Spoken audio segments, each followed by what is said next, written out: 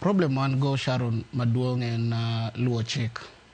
Nikech gini nochako gi Aden Duale. Manowacho ni pend chike manotiyogo mar golo jolweny en instances mag disaster kata state of emergency. Onge emergency moro amora mosebedo declared ni Kenya ni state of emergency. To onge kamoro ma disaster moro ma wan go e pinyni madwaro jolweny owuog oko. Koro confusion ochako wuok bang'e nyoro gokinyi. Iwinjo koro be bunge dwa ratify gini. Koro bunge ok nyal ratify gimoro ma CS ma defense nigi direct say. Bunge nyalo ratify situation ma koro jolweny biro konyo e gine mar konyo police. State of emergency. State of emergency ne onge state of emergency mosebedo declared. Koro gima problem ma kata LSK nodhi goedo en confusion.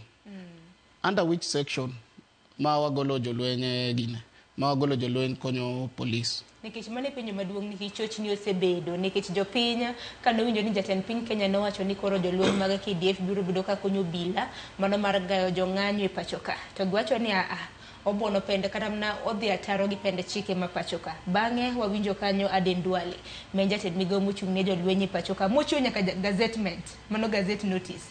Odiochieng' manyoro nyaka rom gajwang' jod bura bende neno kanyo kano puodho dwaro mano mar jolweny e pachoka mano mar wuok e kambi mar gayo jong'anyo.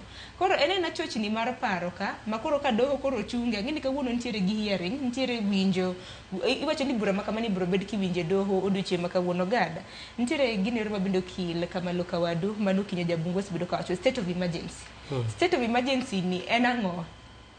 Sharon, wakunga lere gimoro okelo kanyo maber ta adwana med jiwe matin. Nitiere ka gini jolweny gino golgi mondo chakol gine ji.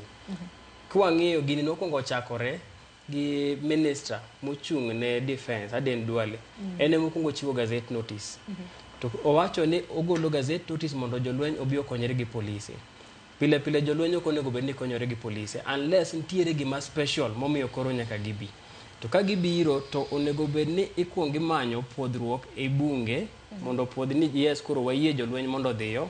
Kore ka gini bedo gazetted gi CS on behalf of president.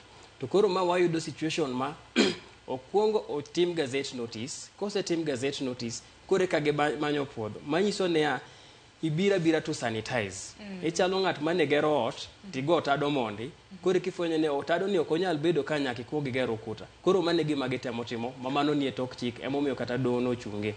Koro kwa dhi e penjo mipenjo mar